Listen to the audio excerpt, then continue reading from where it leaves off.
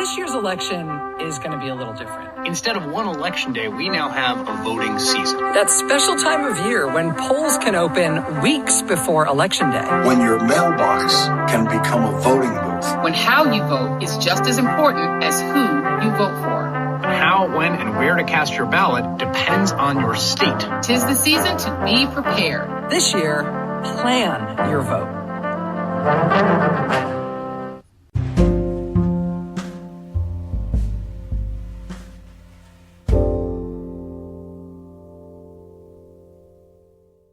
Welcome to the Politicrat.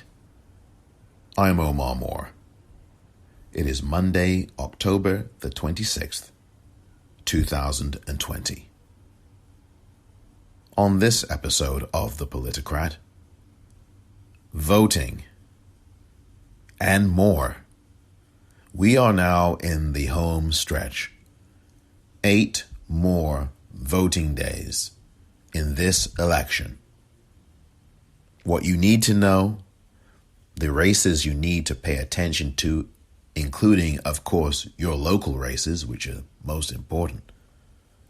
Plus, what else is going on regarding the most key race of all, the one in the White House. That coming up next.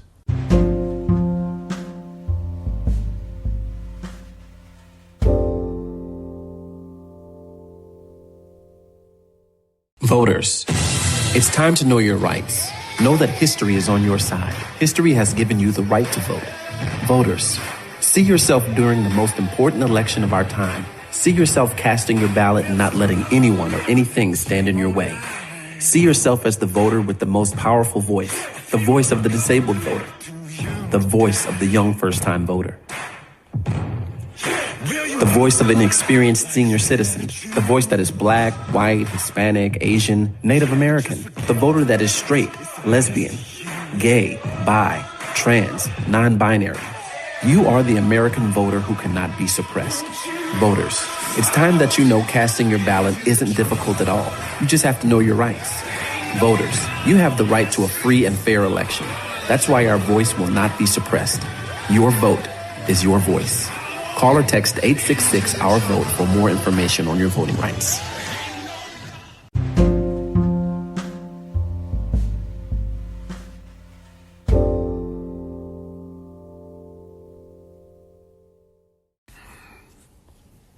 Welcome back. You've heard of 8 ways to Sunday. Well, it is now 8 ways to Election Day. It's really 8 voting days until the end of the election. How about that? Let's put this in its proper context. Because we really are at that moment now where turnout is going to be the thing. This comes now down to turnout. And all week long, we are going to see both candidates for president, Joe Biden and Donald Trump, crisscrossing the country, and particularly in the key states that their campaigns have determined will be decisive. That's not to say that all the rest of the country is not. Of course it is.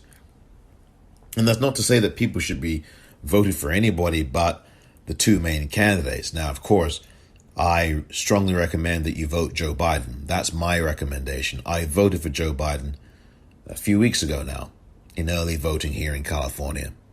And I'm going to get to voting in a few short moments because there's a couple of things I think need to be said about it. But this week now, in these final 8 voting days, are absolutely crucial. You are going to have surrogates all over the place. They're going to be blanketing Florida, blanketing Ohio, blanketing Michigan, blanketing Wisconsin, blanketing Arizona, blanketing North Carolina, blanketing Pennsylvania. They are going to be everywhere.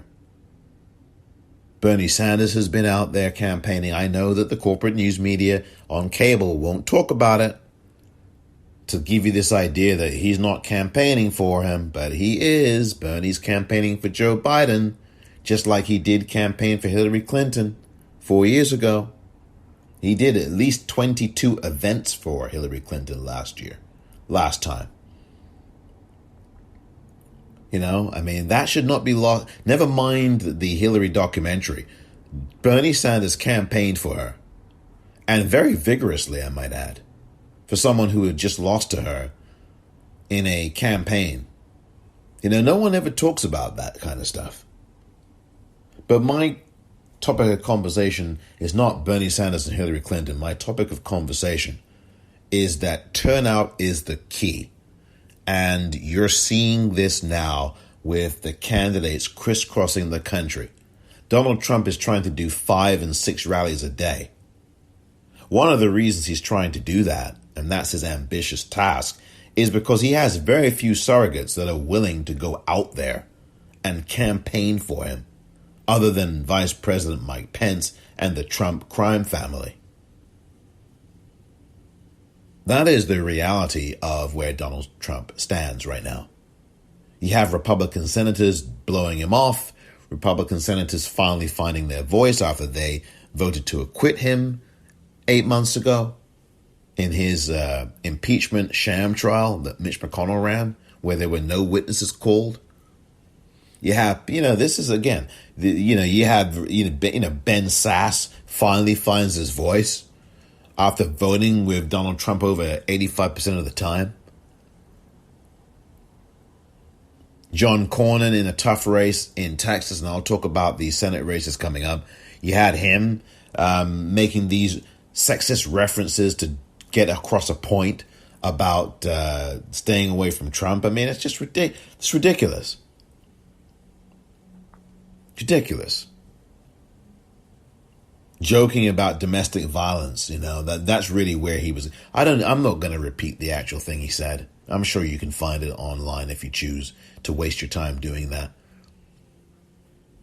But this is the thing. We now are in turnout mode. It is go time. And go time demands that we now have to turn out this vote. I know people are tired. I know personally people who've had enough, who just want to get to November 3rd. Well, I'm telling you, I can't wait until November 3rd. But not because I'll be glad it's over. It's because I really think this country is going to send a robust message to Donald Trump.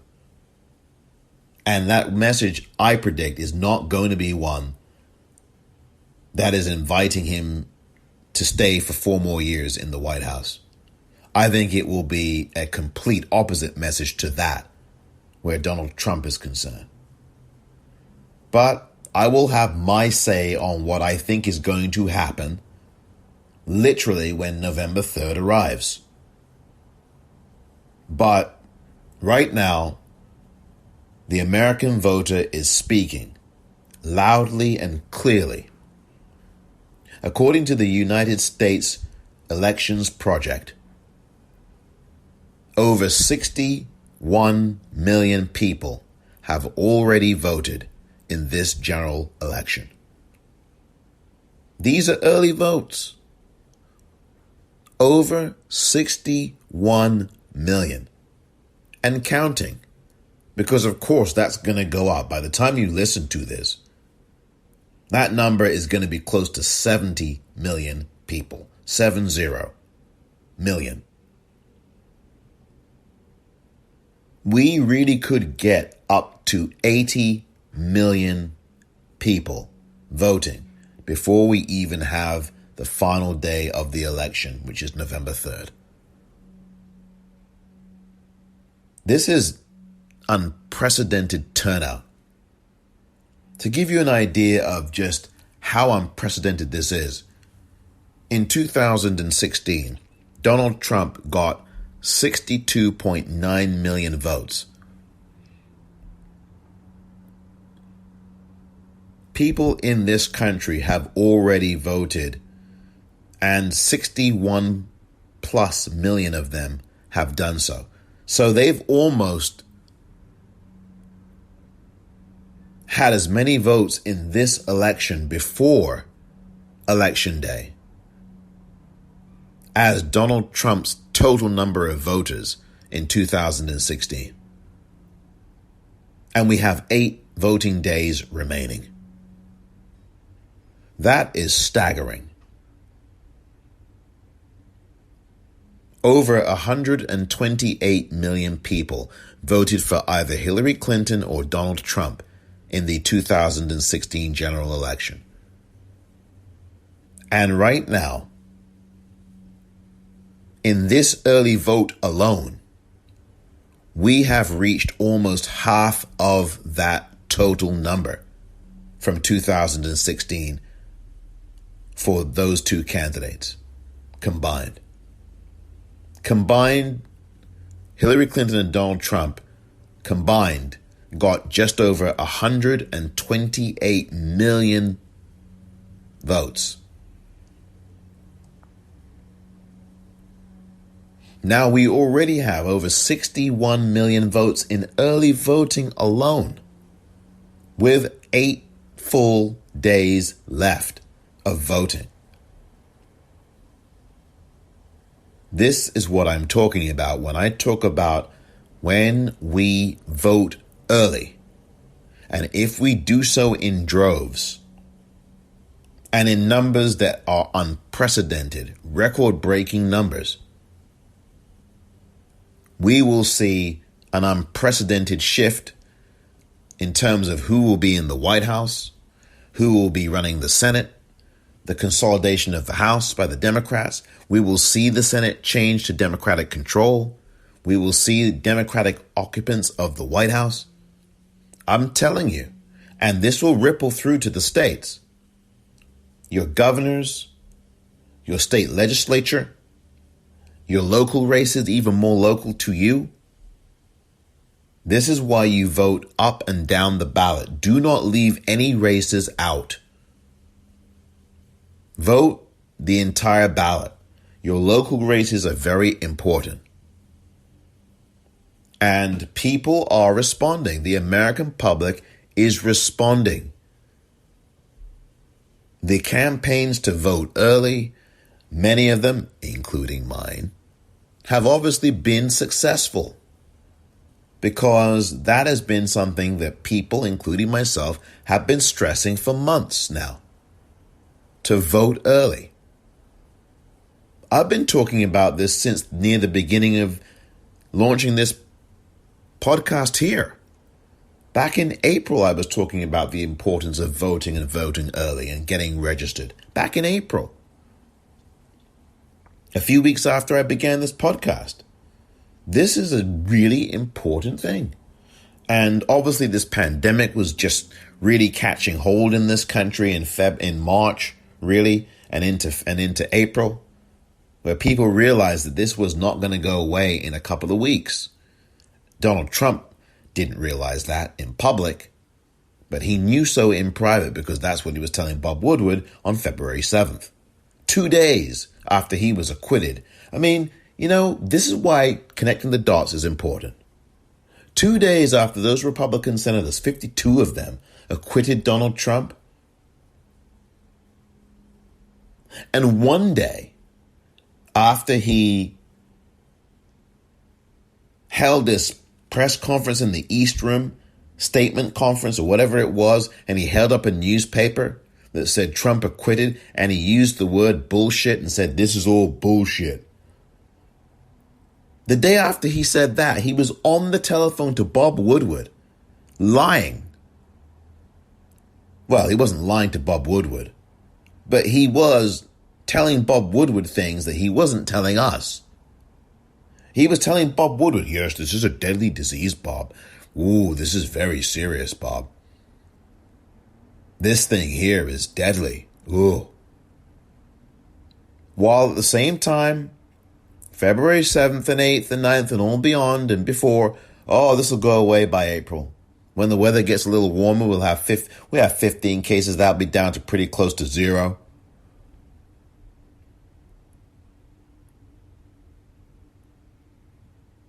This is a menace.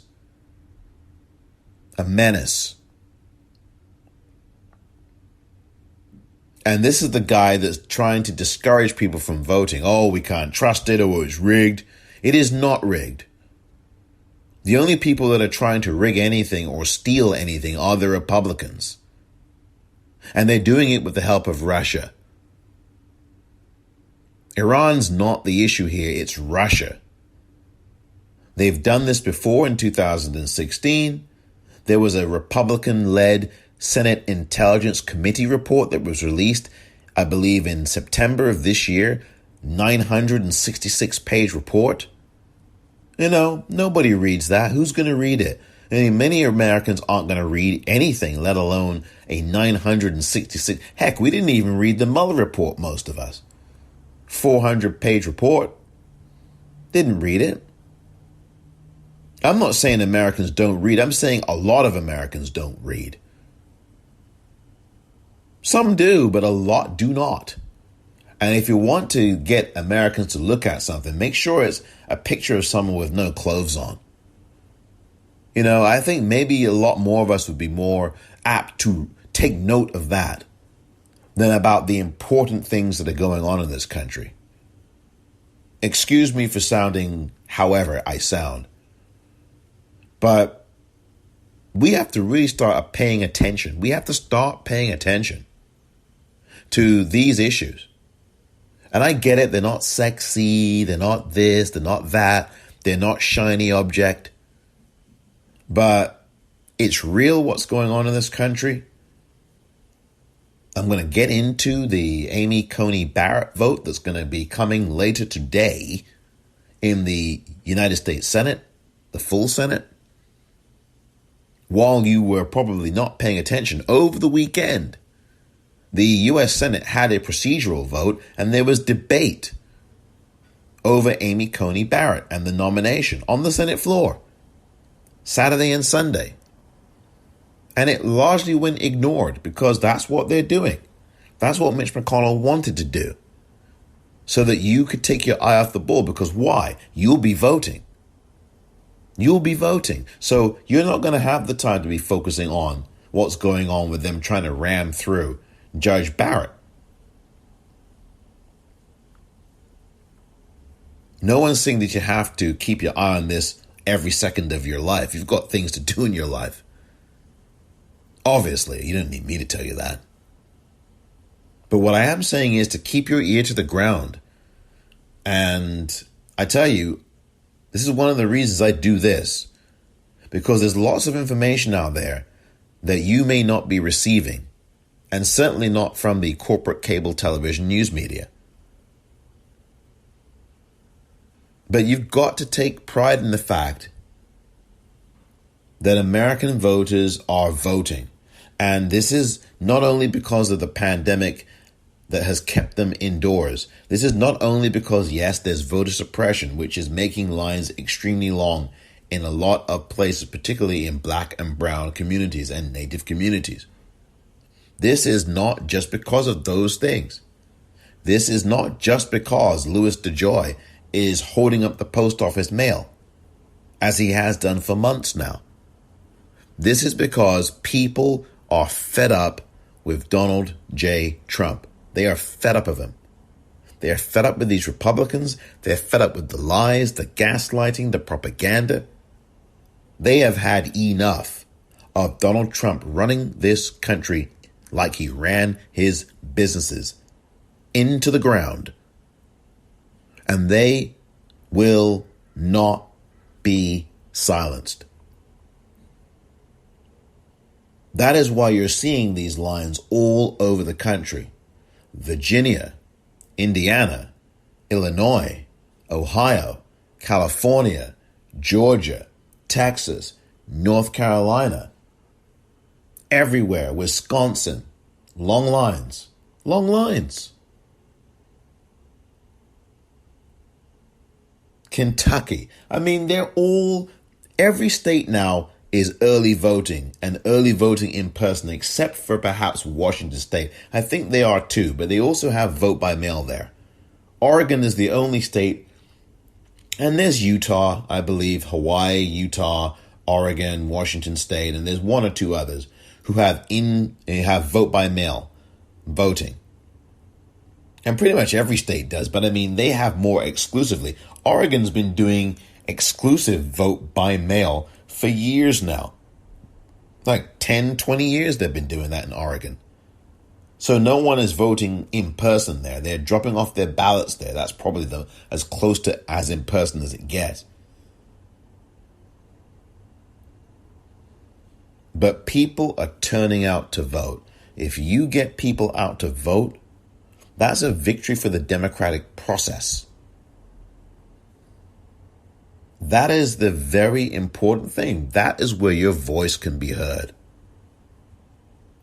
So for those of you who have not yet voted, with 8 full days to vote, please make sure you vote now. Make sure it is early. I can tell you that it's very important. And I can also tell you that for those of you out there, to those of you out there who say, oh, voting doesn't count, oh, it doesn't matter, my vote's not going to count. For those of you who say, well, I'm not so sure, I'm interested in voting, but I don't think it's really going to count. Let me tell you something. Your vote counts. I voted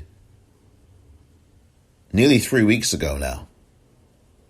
In fact, I did vote exactly 3 weeks ago. And there is something called ballot tracker. You can track your ballot in pretty much every state. There's a ballot tracking system online, or you can call in, whatever. Nearly every state has this. I checked mine, and it turns out that my vote was counted last week. Officially counted. I posted a screenshot of this on my Twitter account, at the Popcorn, REEL. You can see it for yourself. Posted it on Monday, October 26th, 2020. And the confirmation was your vote was counted last week. So your vote does count. Don't let anybody tell you otherwise. I know there's voter suppression out here. Yeah, of course there is. But that should not stop you from getting out there to vote. You're stopping yourself from doing so before any Republican tries to suppress your vote. Why? You'll stop yourself in doing it before they do it to you.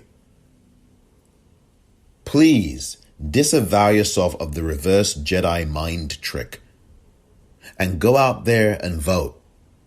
Like John Lewis said. John Lewis, who basically gave his life for this country and spilt blood on that Edmund Pettus Bridge in 1965. A bridge named after a Klansman and a U.S. Senator, because that's what this guy was, a Klansman and a senator. Edmund Pettus. Get rid of that name, put John Lewis's name on that bridge. John Lewis said it to all of us. We must vote like we've never voted before. And I think that call from John Lewis has been heeded by the American voters.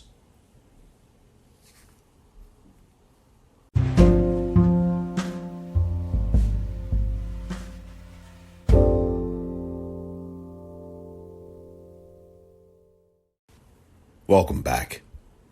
Just a couple of other things. Look, I don't want to talk about the debate last week. The debate happened and it's gone. Nobody actually remembers the debate anymore. Why? A, because people have short attention spans. And B, because that debate is going to do very, very little to the overall picture of what you are seeing happen. And that's what I alluded to. I didn't just allude to it in the last segment, but I said flat out, people are voting and they're voting in record numbers. So one debate is not going to affect how people vote. Why? Because there are very few undecideds at all in this general election. Let me tell you, this undecided voter stuff, look, I'm not saying that there are people out there who haven't. I'm not saying that there are not people. You know, I'm not saying that people who haven't yet made up their minds do not exist. There may well be people in this United States who literally are not sure who to vote for. You know, they might be. I mean, I talked to a voter like this a couple of weeks ago during a Phonebank. And I told you the story. She is a pro-life voter and was very torn. But I hope that she decides to vote for Joe Biden. But the bottom line is that most people have not had any problems deciding on who they're voting for. They're either for Joe Biden or Donald Trump. I mean, it's very simple. Biden or Trump, Biden or Trump, Biden. I mean, it's very, very easy. There are very few undecideds. And I think the media have made that undecided thing a whole fiction because it's part of their suspense campaign. That's my reading of it. Cynical though it may be. Is that this is what the corporate news media does. They want to have drama and suspense, ratings. So let's put these undecideds, and they get this group of people that they have after the debate last week. Oh, these undecideds. And none of them thought Donald Trump won that debate, by the way. And they had a poll out, and 53% said Biden won. Look, I know Biden won. I think if you watched it, no matter who you are, well, if you're a Trump supporter, you're not going to say Biden won. If you're being honest with yourself, you know that Biden presented an argument. Your candidate did not present one at all, except to disrupt and to deflect and to lie. But Joe Biden clearly won that debate last week. There really is no need to play audio clips of it. There really isn't. That debate has come. That debate has gone. The focus must be always to vote, and the focus must be turnout, because turnout is everything. If we turn out voters and turn them out like we've never seen before, we will have a landslide victory for Joe Biden and Kamala Harris. Operation Landslide, as I call it, is something that is absolutely necessary, because it's not enough, in my view, that Joe Biden wins this presidential election. Joe Biden has to landslide this thing. Joe Biden has to landslide the presidential election. Because it means something if he does. It means that the American public, the American voter, strongly and thoroughly repudiates these 4 years of terror and terrorism under Donald Trump. These 4 years of white male terrorism and violence under Donald Trump, and the lying and the gaslighting and the misogyny, the racism. We can't just have an electoral college win where Joe Biden wins by 10. Really? 15? Really? We need a landslide. And I think we're going to have one for Joe Biden, lest I, get ahead of myself. But we must vote, and this is not a joke. I know I mentioned this silly poll I just mentioned about, the people who thought Joe Biden won the debate. Look, that doesn't matter. Those polls don't matter anyhow. I just put that out there for illustrative purposes. But that's the only time you'll hear me mention a poll here. The only time. Ignore the polls.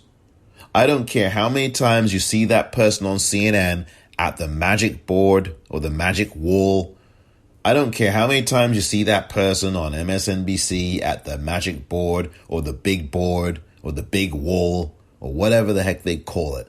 All the flashing colors and this, and it's all spectacle for TV. Do you not understand? I know you understand this. Of course you do. You understand that this is spectacle. A lot of this stuff, let's put a big red and blue map of the U.S. on the on a big canvas, electronic canvas, and show it to the American public. Come on. And then look, you've got Joe Biden saying there are no red states and no blue states. And I agree with him. They're not. But then you got some blooming person on these networks with a blooming board of, red and blue states. It's just, what is it? We can't differentiate? Is that why you put them in different colors? Because the American public couldn't possibly tell which states seem to have more of an influence one way or another. I mean, they couldn't possibly know that Missouri or Nebraska tended to vote more Republican. And they couldn't possibly know, without the benefit of colors, that California and New York tend to vote more Democratic. I mean, they just couldn't figure that out. You got to put colors on there for them. Put a shiny light there for them. That's what TV is. It's like this visuals, it's eye candy, it's visual medium, right? So let's get these popping maps and color. And I mean, come on, if you want color, buy one of my t-shirts. Vote early. Buy one of my vote early t-shirts if you want color. if you come on, I've got an online store. Please, there are still 8 voting days, 7 of them before November the 3rd. Please, buy my vote early t-shirt. It comes in 7 or 8 different colors, right? I mean, come on. If you want color and you can send a colorful message at the same time, if you want to do that, buy one of my t-shirts. Buy them from the-politicrat.shopify.com. Do that, please. But these colors on a map, it's a coloring book. Are we going back to school? I mean, we do need to go back to school with civics in this country because some people have no clue about how civics is in this country and what it is because it's not being taught anymore. We must be clear on things. Ignore polls. I don't care what these polls say. I don't care I won't say this again because I've said it before. I don't care if Joe Biden's up 50. I don't care if Donald Trump is up 50. Ignore the polls. Do not pay any attention to them. You have to believe in yourself and your power. Your power is waiting to be unleashed. Just waiting. So unleash it at the ballot box with your vote. And the people who don't want you to vote know you've got power, which is why they don't want you to vote, which is why they send armed friggin' guards. And they're not guarding anything. They're thugs. And in Florida, they've had to get rid of them. They've had to have police out there, sheriffs out there in some counties in Florida to stop this madness, to protect voters from these thugs. In Michigan, they banned open carry on election day. Nobody can come to any poll place at all with any gun. And why should they in the first place? That's voter intimidation. So the Secretary of State and the governor said, that's it. Enough. No open carry in this state on election day. And certainly not at the voting booth. I mean, come on. This is why they're doing all this stuff, the Republican Party. They're doing it to intimidate you. And yet here some people are saying, well, I don't know if I really want to vote. It won't count. Stop talking yourself out of voting. I told you in the previous segment that you can have your ballot tracked. You can make a phone call,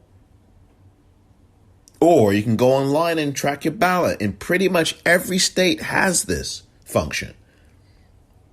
I think actually you're better off doing it online. I don't know that you can call in to someone because for obvious reasons. You want to check online. And I did that. And as I told you in the last segment, my vote has been officially counted. Come on, folks. For those of you this applies to, for if you know anybody out there who is still saying, well, I don't know, I'm not sure whether I should vote or not, tell them about my story of having my vote actually counted. Tell them that your vote will get counted.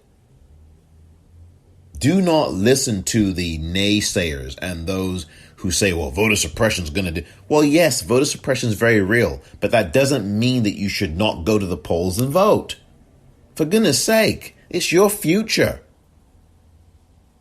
That is addressed to people out there, or people you know out there, who are still playing this game with themselves, this reverse Jedi mind trick, to kind of talk themselves out of going to the polls, or voting by mail, or dropping off your ballot in a mailbox, in a ballot box, drop box.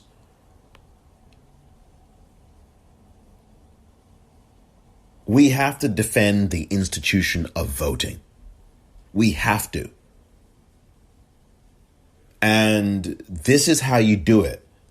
And right now, this is how we do it. Not to parlay Montel Jordan, but come on. This is it now, and the American public is doing so. They are stepping up to protect the institution of voting.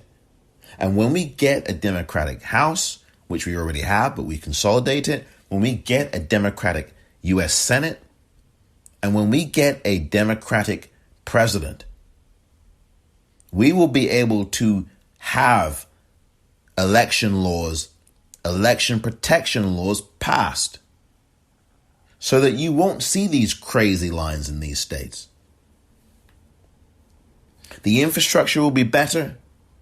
The voting structure will be better. You have machines that work. You won't be having these power outages and these delays and these glitches. Speaker Pelosi, the first thing Speaker Pelosi and the House Democrats did at the beginning of 2019 was pass for the people, an act to protect elections. Do you know what Mitch McConnell did? He blocked that legislation on the Senate floor. He blocked 2 election protection bills. 2 of them. If you don't believe me, go online and type in July 2019, The Hill. Mitch McConnell blocks Senate bills. I'll put a link to that also in the liner notes, that article. He blocked 2 bills that would protect the integrity of the elections, make them safer, make them more efficient. Mitch McConnell, who is running for Senate in Kentucky again.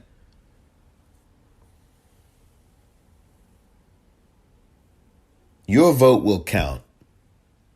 Do not let anybody fool, confuse, intimidate, or talk you out of voting. If your vote didn't count, they wouldn't be doing all these things. The Republican Party would not be intimidating you.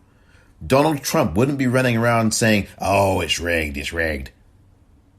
You wouldn't have Paul Weyrich in 1980, who was part of this conservative group. I forgot the exact name of the group. May have been, Heritage or whatever group he belonged to. He's no longer here. Paul Weyrich, who said, well, we don't want you to vote. He actually said that. We don't want you to vote. Our leverage in the election goes up whenever the vote goes down. You'll hear that audio coming out of the next break.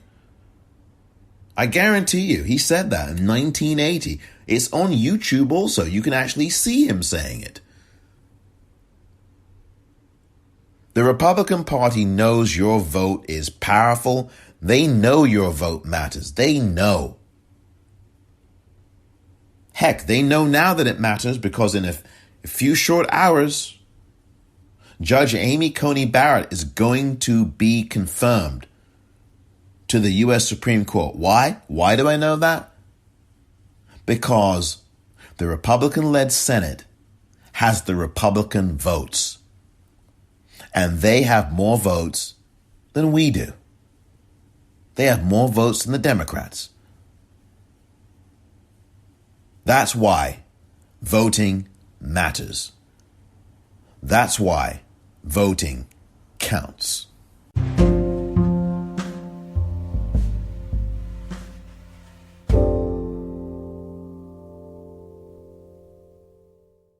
Now, many of our Christians have what I call the goo-goo syndrome. Good government. They want everybody to vote. I don't want everybody to vote. Elections are not won by a majority of people. They never have been from the beginning of our country, and they are not now. As a matter of fact, our leverage in the elections, quite candidly, goes up as the voting populace goes down. Welcome back. So you heard that audio there from Paul Weyrich about voting, right? This guy is a conservative, was a conservative and, obviously a Republican, conservative Republican, speaking at this conservative function. I think, all these very conservative right-wing Christian family groups and all of this, Reagan and all that. And he said that. He absolutely said that. That is him. So this is the Republican mantra. The fewer people who vote, the better it is for the Republicans. And when you have an agenda to end the Affordable Care Act, when you have an agenda to take away a woman's right to choose, when you have an agenda to end unions, which were a very big and still are a very important part of this country, even though they've dwindled down to under 10%, when you have an agenda that says we're going to cut the taxes of the richest people in the country,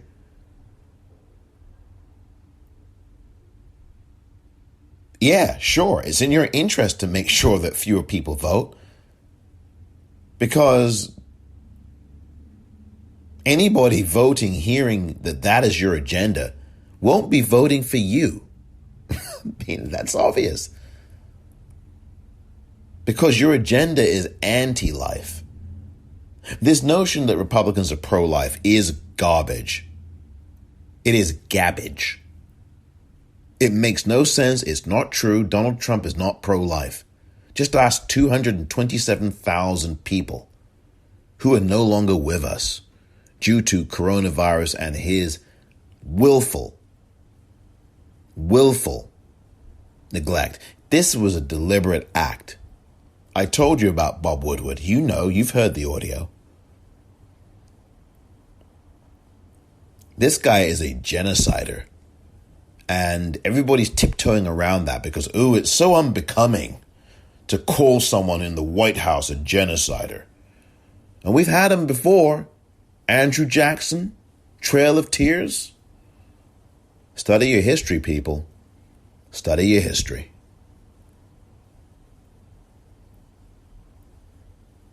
Native Americans know very well about the Trail of Tears.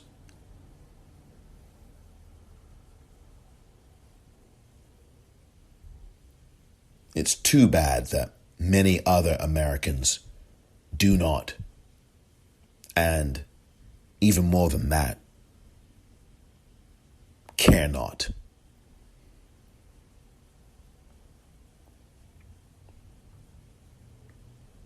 I want to get to the Senate races now, and I'm going to get to that because I think it's very important. These U.S. Senate races are critical, and before I even start with that, can I just tell you that Jason Lewis, who is the Republican challenger for the U.S. Senate in Minnesota to Tina Smith, the Democratic senator, Jason Lewis is or has been rushed to hospital, rushed into emergency surgery according to the Associated Press, for a severe internal hernia.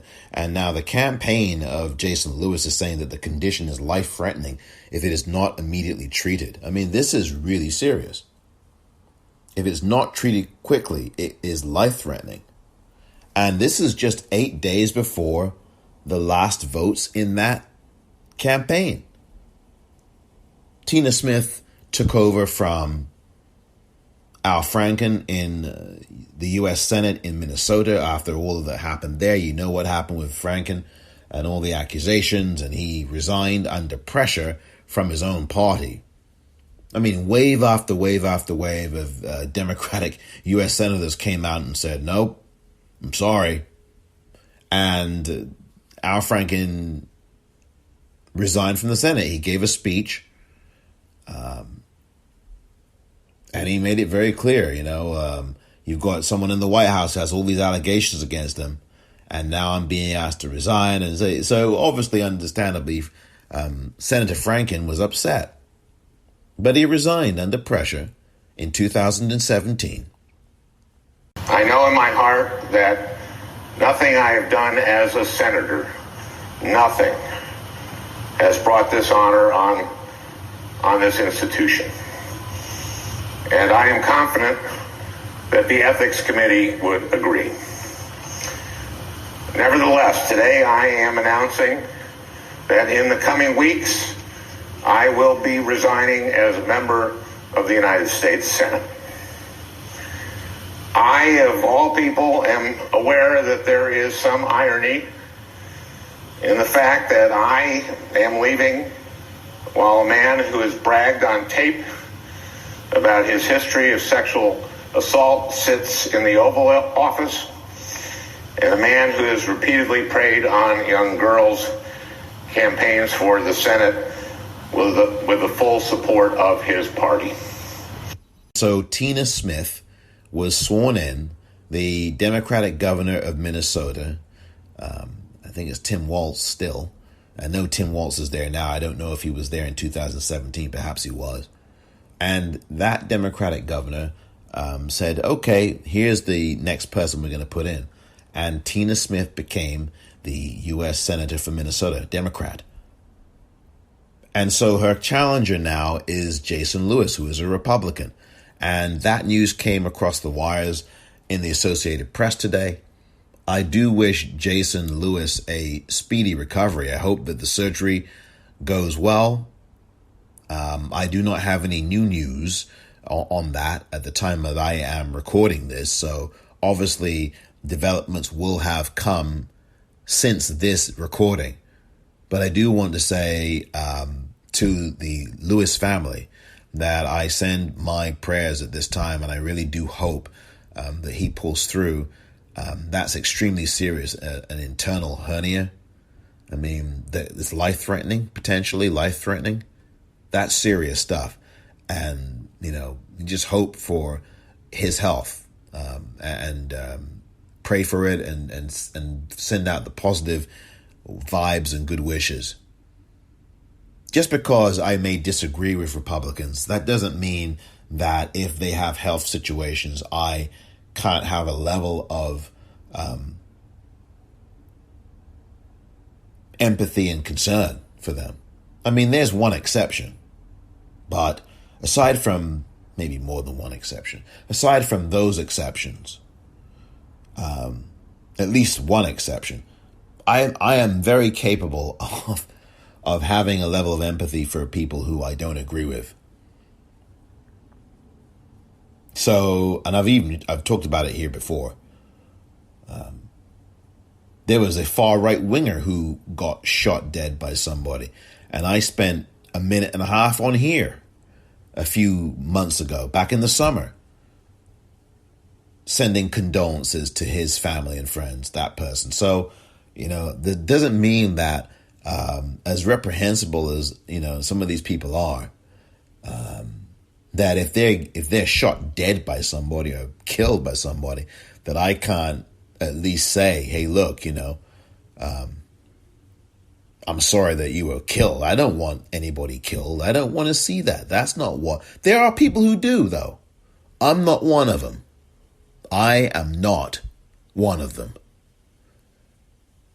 All of that is a rounded way of wishing again Jason Lewis a speedy and successful surgery. I hope that, I'm sure he'll have no problems getting surgery, but whether it's successful or not is the thing. And we are all, I'm sure people would join me in wishing him a safe, successful surgery.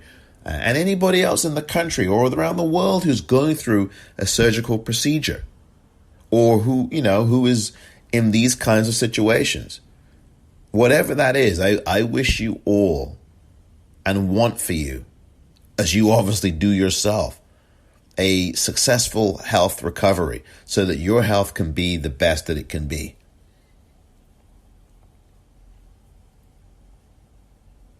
We have a Medicare enrollment period coming up. I think that ends on December the 2nd.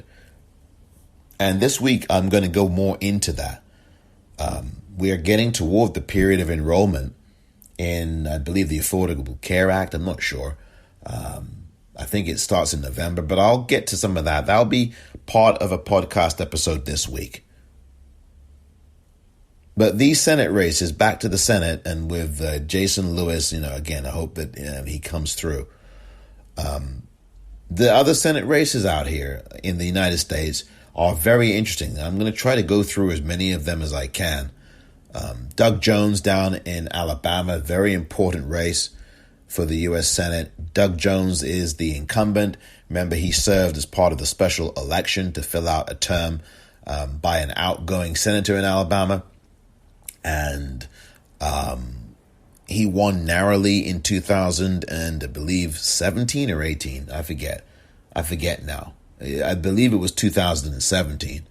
And that was a historic victory. He hadn't had a Democrat in the Senate in Alabama for the U.S. in near 30 years or so. I think Howard Heflin was the last one before Doug Jones. Doug Jones is somebody that has had a long track record of fighting for civil rights and human rights and fighting for the black community. His first campaign was tailored to the black community. At least the last few weeks of it were very heavily tailored toward the black community. And it was indeed the black community, specifically black women, who got him over the line. Got him over the line against Roy Moore, who, my goodness me, the less said about him, the better. What a grotesque human being. I'm not even going to go. If anybody, I'm sure you remember all the allegations against him with kids.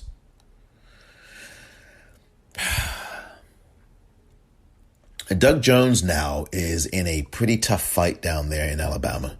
He has a former college football coach up against him, Tommy Tuberville, who has never had a day in his life in politics in terms of running for anything. And yet, Doug Jones is in the fight of his life. And look, you have to donate to Doug Jones. Doug Jones was part of the prosecution team who prosecuted the bombers of 4 little girls down in Birmingham, Alabama. That event, of course, happened on September the 15th, 1963. I've talked about it on this podcast many times. You are fully aware of that. Doug Jones was on the prosecution team. He was the one who got, he prosecuted them. So, Doug Jones has been there for us. And Doug Jones spends time in black media. He goes to black media. He's one of the very few white senators or white politicians that I know who regularly does or who does. He's on Joe Madison's show on Sirius XM Radio, The Urban View, channel 126. I've talked about Joe Madison's show a lot. He's been on Roland Martin Unfiltered. I mean, these are shows that are shows geared to black people about the black community and about everything else that's going on that you really must tune into. Roland Martin's show is on every day from 6 p.m. Eastern Time. And you can find it on Twitter. You can find it on Periscope. You can find it, my gosh, Instagram, Facebook, I believe, everywhere. You can find it. YouTube, RolandMartinUnfiltered.com, I think, is the website. But look, you can find that. Just look at his YouTube channel. If you just search Roland Martin YouTube channel, I'm sure you'll find it. But Doug Jones has been there for us. Doug Jones has been there for us. It's time for us to be there with him as he fights for the right to remain in the U.S. Senate. Because, I mean, right now, that's a very tough race. So vote. If you're in Alabama, make sure you vote for Doug Jones for U.S. Senate if you haven't voted yet. If you're not in Alabama, make sure you volunteer to help him out, to get out the vote down there in Alabama, whether it's phone banking or text banking. Donate to Doug Jones' campaign. I think it's very important. Please, Doug Jones needs your help. And look, I wouldn't be saying this if it was not the case. He needs your help. And be grateful for the things that he's done, because he's done a lot of great things for the state of Alabama. And he's represented the state of Alabama really well. He's more of a moderate Democrat. But he's been there on the big things that really matter. He really has. So Doug Jones gets it. He understands it. He gets it. And we need to support him. That's my first thing. The other Senate races, you've got Jamie Harrison in South Carolina, the Democrat, up against the Republican Lindsey Graham and the incumbent, of course. Jamie Harrison needs your help. Please do the same. Support him. Vote for him if you're there in South Carolina. Donate to him. Volunteer for him. Get in touch with his website, jamieharrison.com. I believe Doug Jones' website is dougjones.com. But you can find either one of those websites pretty easily. There are other Senate races. Again, you've got the really good ones going on. Sarah Gideon, the Democratic challenger to the Republican Susan Collins in Maine. Susan Collins is going to lose that race. I can tell you that now. I know there's still 8 more voting days to go, but I think she's a goner in the Senate. She still, by the way, is going to vote no on Amy Coney Barrett. She's still going to do that. But that vote is, and I give her credit for doing that, but again, it's an election vote, and it's a vote because she's in such a tight spot now with the Democratic challenger, Sarah Gideon, who I think is going to be a really good breath of fresh air in Maine after all of these years. You've also got the Senate race in North Carolina between the Republican incumbent Tom Tillis and the challenger Cal Cunningham on the Democratic side. Again, all of these things apply to all of these Democratic candidates. Help them out. Please donate. If you're in North Carolina, vote Cal Cunningham. This applies everywhere. For Democrats, you need to vote. Whichever state you're in, make sure you vote for them in your respective Senate race. Same thing in Kentucky. I just talked about Mitch McConnell earlier. You need to vote for Amy McGrath in Kentucky. She had one debate, only one debate with him, and that was it. And that, I think, was at Mitch McConnell's request. Only one debate only. Two Mondays ago, they debated. I played you clips of that debate. You can find it on YouTube. You can find it on C-SPAN. Quite a debate, and she won the debate going away in a country mile. By a country mile. So please, make sure you vote Amy McGrath, Kentucky. Please. We need a breath of fresh air in Kentucky. And everywhere across this country. There are other Senate races. I'm going to continue going on. Again, Tina Smith and now the hospitalized Jason Lewis. You've got the race going on right now in Colorado between the Republican incumbent Cory Gardner and the Democratic challenger John Hickenlooper. You've got a race going on in Kansas. The Democrat that you need to be looking at and paying attention to is Barbara Bollier. There hasn't been a Democratic senator in Kansas for decades. Might be 80 years. That's a long time. Or certainly not in a while. However long it is, it's been a long time. Barbara Bollier, you need to be supporting her in Kansas, the Democrat there, challenging for that seat.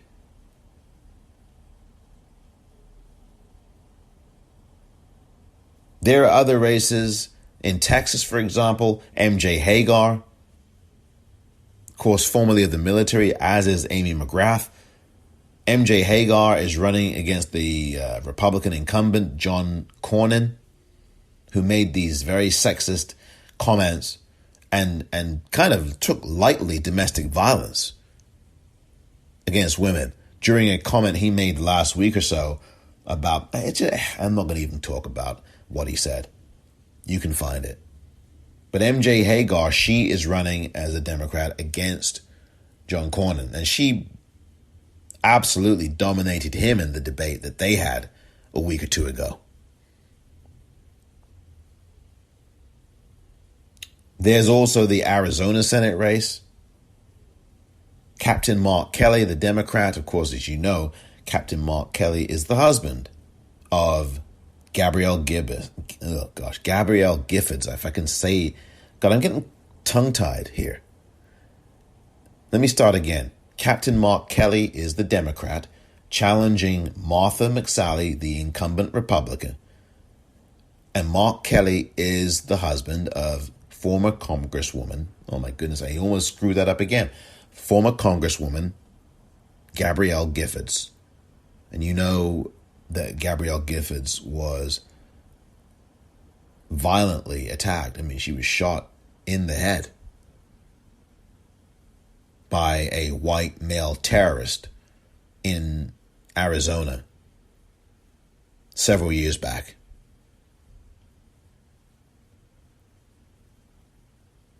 Captain Mark Kelly spent 1 year in space by himself, a whole calendar year, 365 days, alone in space, high above the planet, miles and miles above the planet Earth. He had a debate with Martha McSally, about 2 weeks ago? Absolutely, again, dominated the debate. Because the Republicans don't have a record of pride to run on. They don't have anything but coronavirus dominating the viscera. They don't have anything. They don't have a health care plan. They don't have a plan to maintain Social Security because they want to take Social Security from you. You know, the biggest lie, the Democrats are coming to take your guns. The Democrats are doing no such thing. But what is happening in this country is that Donald Trump and company in the Republican Party want to get your health care gone. They want to take away the Affordable Care Act because there's a Supreme Court case coming up 1 week after the election on November 10th. They're going to be in the Supreme Court making oral arguments to get rid of the Affordable Care Act. Donald Trump has said that in his budget for next year, he has billions of dollars in cuts, 80 some odd billion dollars in cuts for Social Security disability income and cuts to Medicare. And he signed these ridiculous executive orders earlier this year, in the summer, from his golf course, saying that he wants to scrap the payroll tax, which helps fund Social Security and Medicare. That is what is going on in this country. They're taking away your Social Security and your Medicare. They're doing it now. Oh, but the Democrats are taking away your guns. What gun was taken away from you? Which gun was taken away from you under President Obama? Name it. Which gun did he take away from you? Yeah, that's what I thought.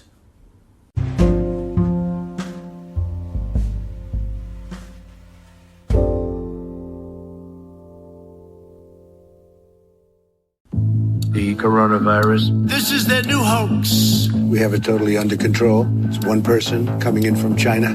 One day it's like a miracle. It will disappear.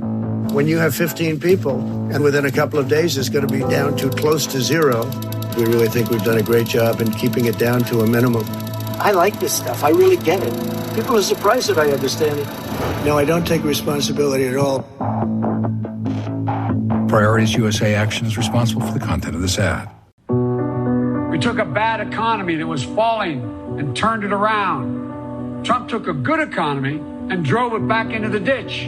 Through his failure to get COVID under control, his failure to deliver real relief to working people. Does he not understand and see the tens of millions of people who've had to file for unemployment this year so far? The people who lost wages while the cost of groceries have gone up dramatically? Donald Trump has been almost singularly focused on the stock market, the Dow and NASDAQ. Not you, not your families. My plan will help create at least 5 million new, good-paying jobs and create them right here in the United States of America. Let's use this opportunity to take bold investments in American industry and innovation so the future is made in America. I'll be laser focused on working families. I'm Joe Biden, and I approve this message. This year's election is going to be a little different. Instead of one election day, we now have a voting season. That special time of year when polls can open weeks before Election Day. When your mailbox can become a voting booth. When how you vote is just as important as who you vote for. How, when, and where to cast your ballot depends on your state. 'Tis the season to be prepared. This year, plan your vote.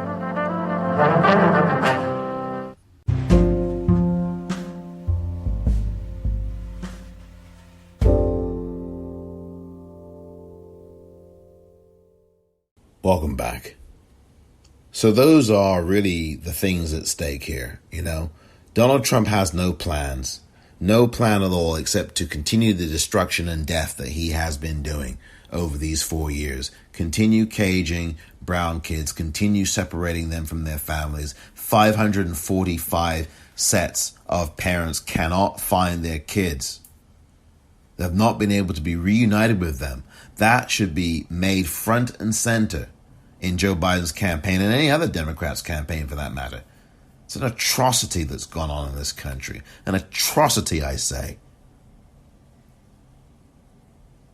This guy doesn't even have a platform. The party that he belongs to doesn't have a platform at their convention. Why would you vote for a candidate or a party that has no platform published whatsoever? That should really send chills down your spine.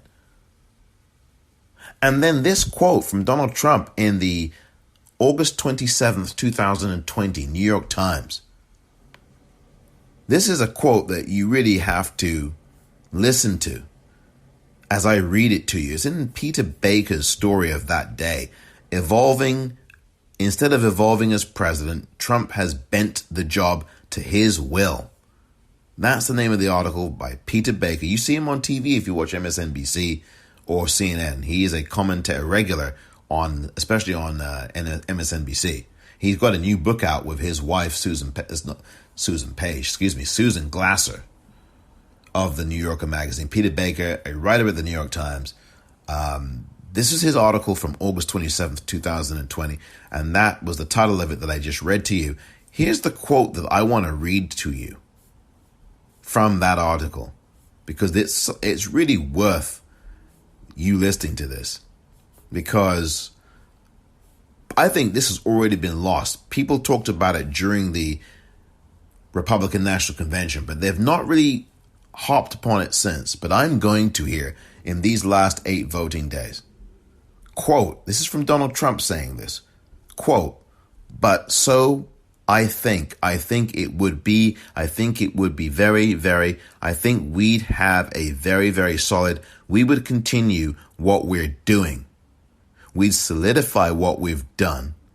And we have other things on our plate that we want to get done. That's Donald Trump, as quoted by Peter Baker in an August 27th, 2020 story in the New York Times. The headline again, instead of evolving as president, Trump has bent the job to his will. My question for people listening to what I just read in terms of the quote from Donald Trump: what are the other things on our plate?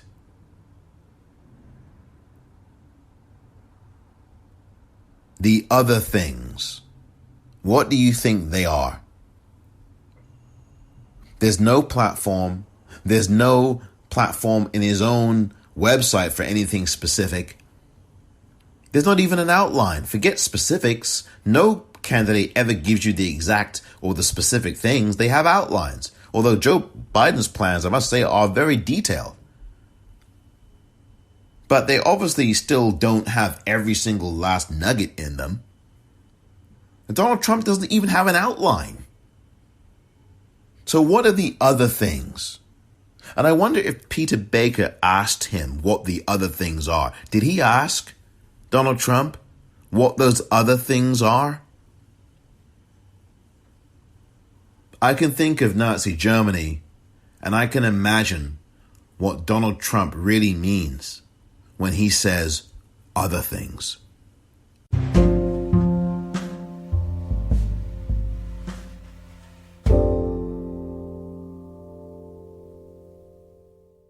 Thank you very much for listening to this edition of The Politicrat. Remember to vote early if you haven't already voted, and tell your friends and the family and everyone you know to vote early, to do so now.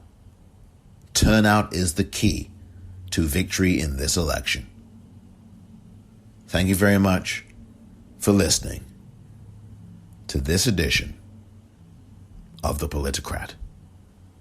I am Omar Moore.